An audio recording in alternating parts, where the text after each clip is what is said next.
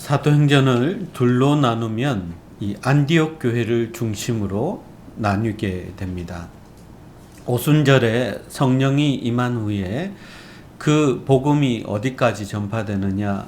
예루살렘과 유대와 사마리아, 즉 이스라엘 지역까지 전파되는 것이 12장까지 기록되어 있다면 13장에 안디옥 교회가 등장하고, 그리고 이후부터는 이 안디옥 교회에서 파송한 바울과 바나바를 통해서 이방인의 선교, 그리고 세계 선교까지 나아가게 됩니다. 그래서 이 안디옥 교회가 너무너무 중요한 교회이기 때문에 오늘 세 번째 시간, 안디옥 교회 세 번째 시간으로 설교를 하려고 합니다. 안디옥 교회로부터 파송을 받은, 선교사로 파송을 받은 바울과 바나바가 1차 선교 여행을 마치고 안디옥 교회로 돌아왔습니다. 먼 길을 떠났던 사역자들이 고향 교회로, 본교회로 돌아올 때 얼마나 설레고 또 얼마나 기뻤겠습니까? 아마 이제 안식처로 돌아가는 듯한 평안함도 아마 있었을 것이라고 생각합니다. 그런데 이 안디옥 교회에 왔더니 바울과 바나바가 잠시 자리를 비운 사이에 이 교회에 다툼과 그리고 변론이 들끓어서 성도들이 막 흔들리고 있는 것을 보았습니다. 참 안타까웠죠. 자기들은 선교 여행을 떠나서 1차 선교 여행을 통해서 물론 이제 죽을 고비를 넘기기도 했지만 가는 곳마다 복음을 전하는데 놀라운 일이 일어났고, 그 성령의 역사와 선교의 열매를 교회에 자랑하려고 갔는데 자기들이 잠시 자리를 비운 사이에, 리더들이 자리를 비운 사이에 교회가 혼란스러워진 것입니다. 이유를 보니까 예루살렘에서 어떤 사람들이 내려와서 이들에게 말씀을 가르쳤다는 것이지요. 근데 그들이 가르친 그 말씀이 바울과 바나바가 가르쳐 준 것과 다른 거예요. 그래서 사람들이 이게 옳으냐 저게 옳으냐 서로 이야기를 하고 있더라는 것입니다. 교회에서 누가 옳으냐 이렇게 이야기하기 시작하면 참 힘들어집니다. 교회는 그런 것을 다투는 곳은 아닙니다. 그러나 어쨌든 바울과 바나바가 와서 보니까 그런 일들이 벌어지고 있는 거죠. 1절 말씀에 어떤 사람들이 유대로부터 와서 안디옥 교회 사람들을 가르쳤다 했는데요. 이 사람들은 유대로부터 온 그리스도인들이기는 합니다. 예루살렘 교회를 중심으로 복음을 받아들인 사람들이죠. 근데 이들의 자랑은 무엇이냐 하면 유태인이라는 것이 그리스도인이라는 것보다 더 먼저 자랑인 사람들입니다. 그래서 누구든지 그리스도인이 되려면, 예수를 믿으려면 먼저 유태인이 되어야 된다는 생각을 가지고 있고요. 유태인이 된다는 것은 딱 두 가지입니다. 할례를 받았느냐 안 받았느냐. 할례는 모세가 하나님으로부터 말씀을 들었을 때 이스라엘이 하나님의 백성이 된다는 증거로 행하라고 하신 그런 예식입니다. 쉽게 말하면 포경수술이지만 신학적으로는 자기의 의를 다 내려놓고 오직 하나님의 백성이 된다는 그런 뜻이 있습니다. 그 유태인들은 어려서부터 태어나자마자 할례를 받았던 것이죠. 그리고 이들에게는 하나님으로부터 직접 받은 말씀이 있었습니다. 그 말씀이 율법이죠. 그래서 그리스도인이 되려면 하나님의 율법 정도는 알아야 그리스도인이 될 수 있다. 그래서 예수를 믿는 것은 참 좋지만 먼저 할례를 받고 그리고 율법을 배워서 유대인이 된 다음에 복음을 받아들여야 된다. 그것이 진짜다. 이렇게 가르치고 있던 거예요. 바울과 바나바는 그렇게 가르치지 않았거든요. 바울 신학은 우리가 알다시피 오직 믿음으로 구원을 받게 되는 것입니다. 오직 믿음으로 하나님의 은혜로 그리스도인이 된다고 이야기했는데 예루살렘 교회에서 온 사람들이 지금 다른 이야기를 좀 하고 있는 것이지요. 여러분, 이것이 교회의 시험거리가 되었고 다툼 그리고 변론 이런 것들이 자리를 하게 되었습니다. 바울과 바나바도 돌아와서 교회 선교 보고도 하고 좀 받은 은혜를 나누어야 하는데 변론을 하기에 바빴어요. 이 사람들이 와서 하는 그 이야기들 때문입니다. 교회에 다툼과 변론도 있을 수 있습니다. 여러 가지 어려움들이 있을 수 있죠. 심지어는 예루살렘 교회도 다투지 않았습니까? 초대교회도 다투지 않았습니까? 그러나 그때 갈라진 이유를 보면 구제에 소외된 사람들, 먹는 것 명단을 빠뜨렸다가 좀 부족하게 줬다가 먹는 것 때문에 싸웠어요. 그러니까 교회는 엄청나게 큰 문제로 갈라지거나 분열되는 게 아닙니다. 아주 사소한 문제 가지고 일이 일어나는 거지요. 하나님께 받은 은혜는 정말 크고 하나님께서 베풀어 주신 것은 정말 많은데 딱 한 가지 섭섭한 게 있으면 그게 전부가 되어버립니다. 그래서 교회를 떠나기도 하고 심지어 교회를 분열시키기도 합니다. 그런데 오늘 문제는 차원이 좀 다른 거죠. 신학이 완전히 다른 겁니다. 특별히 구원론에 있어서 완전히 다른 시각을 가지고 있는 사람들이 들어와서 교회가 지금 누구의 신학이 옳으냐, 구원론에 대해서 아주 맹렬하게 논쟁하는 그런 모습을 볼 수 있습니다. 여러분, 신학이 다르면 이것은 조금 큰 문제가 됩니다. 우리나라에 복음이 들어와서 그 복음이 뿌리를 내렸는데 왜 그렇게 많은 교단들이 생겨난 줄 아십니까? 그건 바로 신학의 차이입니다. 그리고 대부분은 구원론의 차이입니다. 사실 들여다보면 다 똑같아요. 다 같은데 약간의 해석의 차이로 인해서 이 교단이 갈라지기 시작했거든요. 장로교, 감리교, 침례교 뭐 이런 것들뿐만 아니라 우리나라에 들어와서는 장로교도 막 갈라졌어요. 합동, 통합, 고신, 그리고 그 교단이 갈라질 때는 항상 신학교들이 세워지게 되어 있습니다. 자기들의 신학 이론을 입증하고 가르쳐 줄 그런 신학교가 필요한 거죠. 그래서 많은 신학교들이 생겨나고 교단들도 많이 생겨난 것이죠. 구원론이라는 것이 그만큼 중요하기 때문에 그렇습니다. 안디옥 교회의 구원론의 문제는 사실 그 여파가 어디까지 번질지 모르는 굉장히 큰 문제였습니다. 자칫하면 말씀드린 것처럼 한두 사람이 생각이 다르다고 교회를 떠나는 정도가 아니라 교단이 갈라질 수도 있는 그런 상황이었기 때문이죠. 예루살렘 교회와 안디옥 교회가 갈라설 수도 있는 그런 상황이 되었다는 것입니다.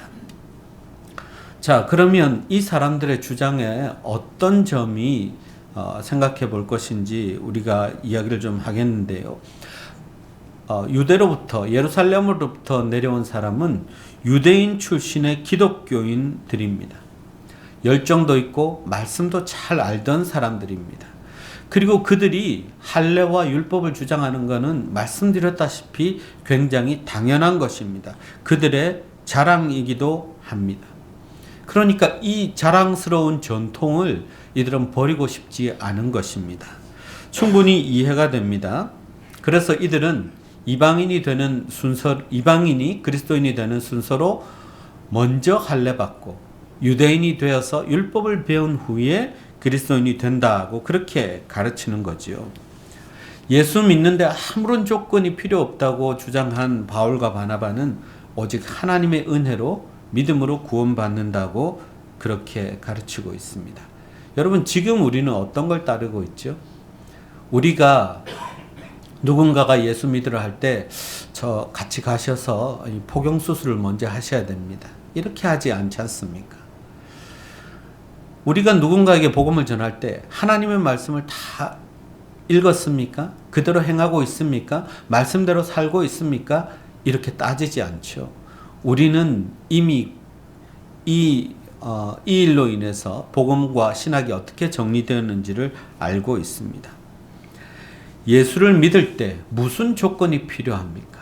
오직 은혜로 그리고 믿음으로 우리는 믿을 수 있는 것입니다. 여러분, JYP를 아십니까? 조용필, 그러면 조금 옛날 사람이고요. JYP 하면 박진영이라는 가수를 떠올립니다. 제가 왜 이 말씀을 드리냐면 이 박진영이라는 가수가 참 똑똑해요. 그래서 자기가 7년 동안 혼자서 성경 공부를 하고 예수를 믿게 되었답니다. 근데 이제 자기가 예수를 믿으니까 너무 기쁘고 좋죠. 그래서 주변에 있는 사람들을 모아서 성경 공부를 가르친 것입니다. 어떤 기자가 잠입을 해서 어떻게 가르치는지를, 무엇을 가르치는지를 보았다는 거죠. 근데 들어보니까 구원파에서 강조하는 것을 그대로 가르치고 있더라는 것입니다. 그래서 그 처가 구원파다, 처의 집안이 다 구원파다, 이런 이야기도 있었고요.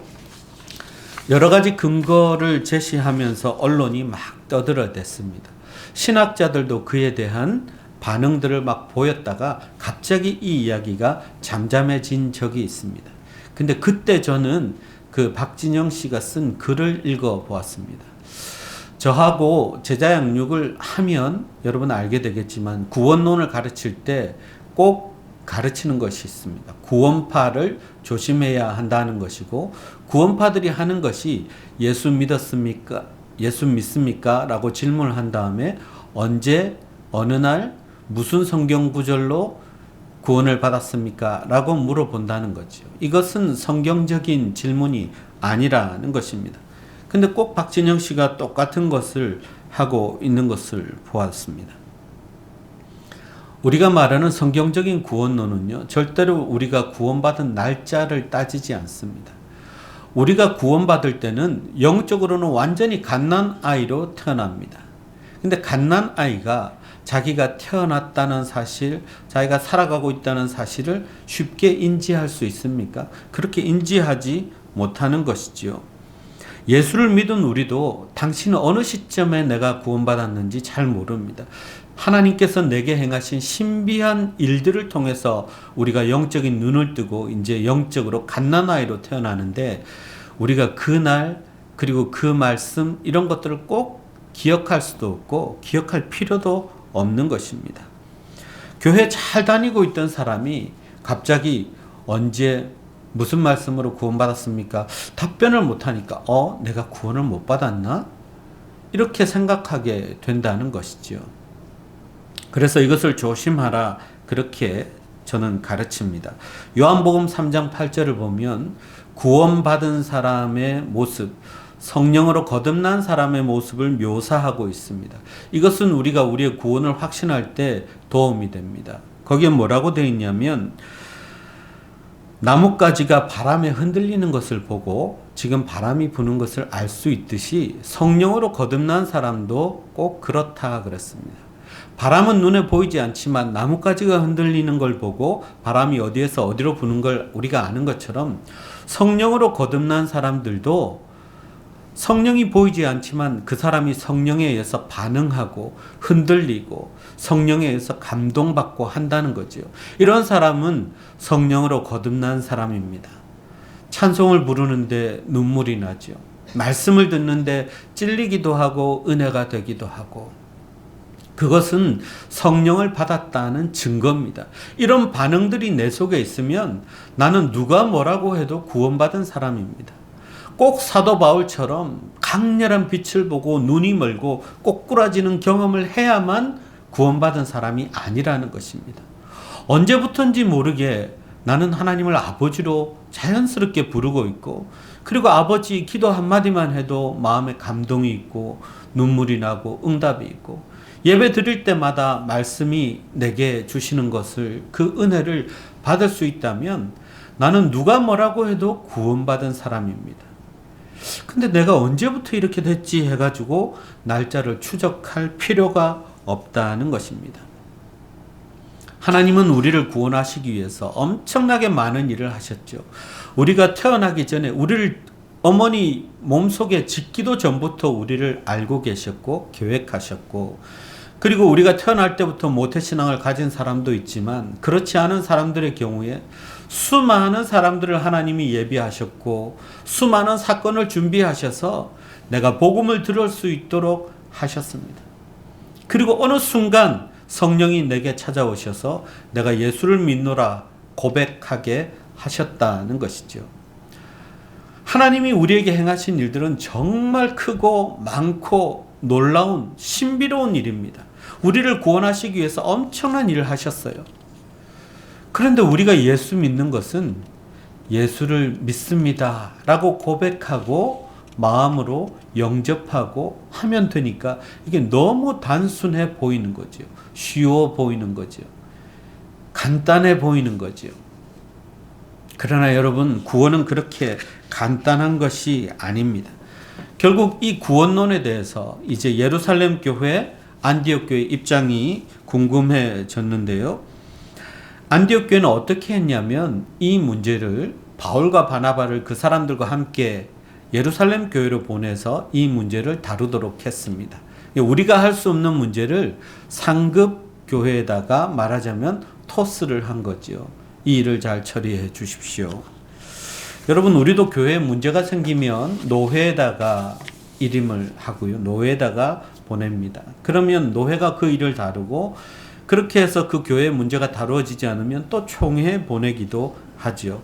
저는 옛날에는 노회, 총회 하면 그냥 정치하는 사람들끼리 모여서 싸우고 이렇게 하는 집단으로만 생각했습니다. 솔직히 그렇습니다. 그런데 노회와 총회를 경험하면서 제가 느낀 것은, 노회가 바로 되어야 그 밑에 있는 교회들이 올바로 클 수 있구나. 총회가 바로 서야 노회와 교회가 살아갈 수 있구나. 노회도 다른 단위로 모여진 교회고, 총회도 하나의 모여진 교회라는 것을 분명히 인식했습니다. 그래서 여러분, 노회와 총회의 기능이 정말 중요합니다. 이들이 타락하면 그 밑에 있는 교회들은 살아날 방법이 없는 거죠. 자, 안디옥 교회가 이제 예루살렘 교회에 이 문제를 맡겼습니다. 그랬더니 이 예루살렘에서 예루살렘 종교회의라고 하는 기독교 최초의 총회가 열렸습니다. 회의가 열린 것입니다. 근데 이 회의가 어떻게 돌아가는가를 보면 참 놀랍습니다. 자, 이 회의에 제일 먼저 등장한 사람은요, 베드로였습니다. 베드로는 예루살렘 교회의 리더고 수장입니다. 근데 베드로를 성령께서 미리 준비시켜 놓으셨어요. 오늘 다룰 이 문제에 대해서 베드로에게 미리 준비시켜 놓은 것이 있습니다. 그게 뭐죠? 이방인 고넬료에게 복음을 전하게 한 것입니다.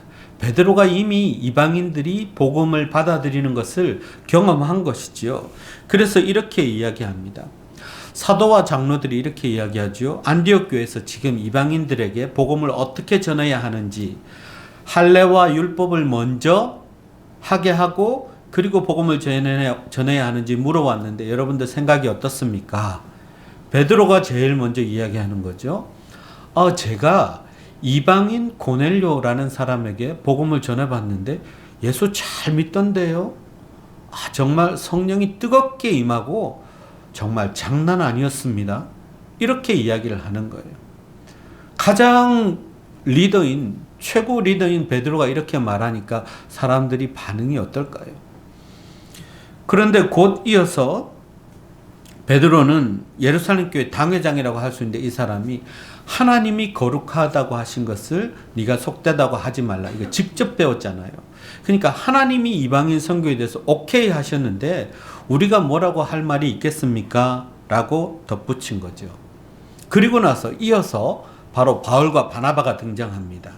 그리고 자기들이 지금까지 이방인들에게 복음을 전할 때 얼마나 성령이 뜨겁게 임하고 기적이 나타나고 사람들이 많이 모여들었는지를 그대로 다 증거하죠. 여러분, 근데 이때 아주 절묘한 사람이 한 사람 등장합니다. 예수님의 형제며 초대교회 베드로와 함께 수장, 리더라고 할 수 있는 야고보가 등장해서 뭐라고 이야기하냐면, 여러분, 사실은 구약 성경 아모스서에서 아모스 선지자가 이방인들이 복음을 받아들인다고, 이방인들도 구원받는다고 미리 예언하신 것입니다. 이렇게 선포를 해버렸어요. 그러니까 이 베드로, 바울과 바나바, 야고보가 순서에 따라 등장하면서 이방인들에게 복음 전하는데 아무 문제가 없습니다. 말씀으로 이미 예언되었던 것이고 성령이 이미 임했다는 증거도 있고 지금 그 뜨거운 간증들을 가지고 온 사도들, 선교사들도 있습니다. 이러니까 아무도 이 회의 결정에 대해서 반감을 갖지 못하는 거죠. 너무나 은혜롭게 이 말씀이 정리가 되었습니다. 바울의 신학, 이신칭의 오직 믿음으로 구원에 이르게 되는 이 구원론이 이제 확정이 된 것입니다. 자, 그런데 오늘 보면 20절 이하를 보면 이렇게 잘 정해놓고 조건을 갖다 붙이는데요. 이방인 중에 신자들이 생기면 우상의 더러운 것을 피하게 하고 음행과 목매어 죽인 것, 피를 멀리하라고 하자, 그렇게 이야기합니다. 우상 숭배하지 말라. 그리고 음행하지 말라. 생명을 존중히 여겨서 핏째 먹지 말라. 이거를 딱 갖다 붙이자 하는 것입니다. 자, 그러면 이신칭의 바울과 바나바가 이야기했던 그 구원론에다가 갑자기 조건이 들어간 거 아닙니까? 라고 생각하겠지만 이거는 그런 것이 아니고요. 구원받는 데는 아무런 전제 조건이 없습니다. 그런데 구원받은 그리스도인으로서는 적어도 이것 정도는 하면서 살아야 그 구원받은 사람의 정체성을 유지할 수 있다는 것입니다. 하나님의 사람으로 거듭난 사람이 어떻게 이전과 똑같이 우상을 숭배하고 또 아무렇게나 음행을 행하고 그리고 생명을 존중히 여기지 않고 핏째 막 잡아먹고 그렇게 하겠냐고 이야기하는 것입니다. 그래서 이거는 예수 믿는 조건이 아니라 예수 믿는 사람들이 구원받은 후에 어떻게 살아가야 될지에 대해서 부가조항을 붙인 것이라고 볼 수 있습니다. 자, 이렇게 해서 편지를 보냈더니 안디옥 교회도 기뻐하고 그리고 이 소식을 듣는 모든 사람들이 얼마나 좋아했는지 모릅니다. 안디옥 교회에 다툼이 있었죠. 변론이 있었죠. 근데 어떻게 해결되었습니까? 예루살렘 교회에 의탁했더니 거기서 성령의 역사로 정말 올바른 결정이 내려지고 그 결정을 다시 받았을 때 교회가 큰 기쁨 가운데 평안한 가운데 이전에 하던 사역을 더 잘 감당할 수 있게 된 것입니다. 어떻게 해서 이렇게 될 수 있었을까요? 성령이 역사하셨기 때문입니다. 여러분, 순간순간마다 성령이 하시는 일이 보이지 않습니까? 성령이 베드로를 미리 고넬료를 만나서 이방인에 대해서 복음을 전하도록 준비도 시켜 놓았어요. 바울과 바나바가 복음을 전하는 곳마다 성령이 함께 하셔서 성령의 역사가 나타나게 하셨어요. 그러니까 성령이 순간순간 역사하신 것입니다. 야고보가 구약의 말씀을 깨달은 것도 성령께서 마침 그때 깨닫게 해주셔서 그 말씀을 회의 시간에 말을 할 수 있었던 것이죠. 여러분, 성령께서 절묘하게 역사하셔서 한 사람 한 사람을 사용하셔서 이 안디옥 교회 위기를 돌파하게 하십니다. 더 놀라운 성령의 증인들로 일하게 하시는 거죠. 자, 여러분, 제가 이제 이 사도행전 전반부 강해 설교를 마치려고 하면서 여러분, 사도행전 설교를 들으면서 무엇을 생각하셨습니까? 오순절날 다락방에 임했던 그 성령께서 어떻게 예루살렘과 유대와 사마리아를 변화시키고 복음을 전하고 또 이방교회 세계 선교까지 나아가게 하는지 우리는 똑똑히 보고 있습니다. 이거야말로 이 드라마틱한 역사야말로 성령의 역사 아닙니까? 사람의 힘으로 어떻게 복음을 전하고 어떻게 이렇게 신비하고 놀라운 사역들을 감당할 수 있겠습니까? 그래서 사도행전은 성령 행전이라고 불리고요. 성령께서 이 모든 것을 주관하시는 것입니다. 그래서 우리도 무엇을 하든지 특히 복음을 전파할 때 성령보다 앞서지 않고 내 생각보다 성령의 인도하심에 따르고 순종하면 성령께서 우리를 사용하셔서 기적적인 복음의 역사와 선교에 우리를 사용하게 되실 줄 믿습니다. 성령이 충만한 교회, 성령이 임재하고 있는 교회, 그 어떤 교회보다도 위대하고 능력 있는 교회가 되는 것입니다. 여러분, 성령이 오순절날 다락방에 임했습니다. 왜 다락방에 임했을까요? 큰 대형 교회에 임했으면 어땠을까요? 사람들이 많이 모여있는 대형 쇼핑몰에 임했으면 또 어땠을까요? 대학 교수들만 모여있는 큰 대학교에 임했으면 성령이 폭발적으로 뭔가 더 성장했을 것 같지 않습니까? 근데 그렇게 하지 않았어요. 그저 120명이 따닥따닥따닥 모여가지고 좁은 곳에서 기도하고 있는 그곳에 성령이 임한 이유가 있을 것 아닙니까? 왜 그렇게 임했을까요? 우리나라에 1907년에 평양 대부흥운동이라고 해서 아주 큰 부흥운동이 평양에서 일어났습니다. 근데 그 전에 그 운동이 미국에서부터 시작되어서 온 것으로 학자들은 얘기합니다. 시카고에서 많은 교회들이, 큰 대형 교회들이 시카고에 부흥을 내려달라고 기도하고 있었습니다. 근데 갑자기 큰 화재가 나서 교회며 시가지며 다 불타버렸어요. 그리고 성령이 내린 곳은 엉뚱하게도 아주 작은 허름한 흑인들이 모여 사는 슬럼가였습니다. 방이라고도 할 수 없는 아주 좁은 곳에서 기도하고 있던 몇 사람. 근데 거기에 성령이 임한 거예요. 성령의 불이 떨어진 것입니다. 그 사람들을 통해서 하나님은 부흥의 역사를 시작하셨습니다. 성령이 하시는 일에는 사이즈가 중요하지 않습니다. 얼마나 큰 교회인지가 전혀 중요하지 않다는 것입니다. 성령이 임하시면 아무리 작은 공동체도 작은 교회도 성령의 능력으로 일하기 때문에 예루살렘, 사마리아와 이스라엘뿐만 아니라 전 세계로 복음이 전파된 것처럼 성령이 임하면 뉴욕, 미국, 전 세계로 성령의 역사와 그 성령의 부흥운동이 번져나가게 되는 것입니다. 여러분, 우리 주능교회는 작은 교회입니까? 큰 교회입니까? 적당한 교회입니까? 그것은 중요하지 않습니다. 성령이 임하시고 성령이 함께 하시면 성령이 가장 큰 교회로 사용하십니다. 성령이 임하시고 성령이 함께 하시면 어떤 사역도 감당할 수 있는 교회라고 믿습니다. 뉴욕 주능교회는 성령이 충만한 교회인 줄 믿습니다. 성령의 임재 가운데 성령의 인도하심에 순종하면서 성령이 주신 비전을 따라 하나 되어서 섬기는 교회. 그래서 이 마지막 때에 하나님께 귀하게 쓰임받는 우리 주능교회가 되기를 주님의 이름으로 축원합니다. 기도하겠습니다.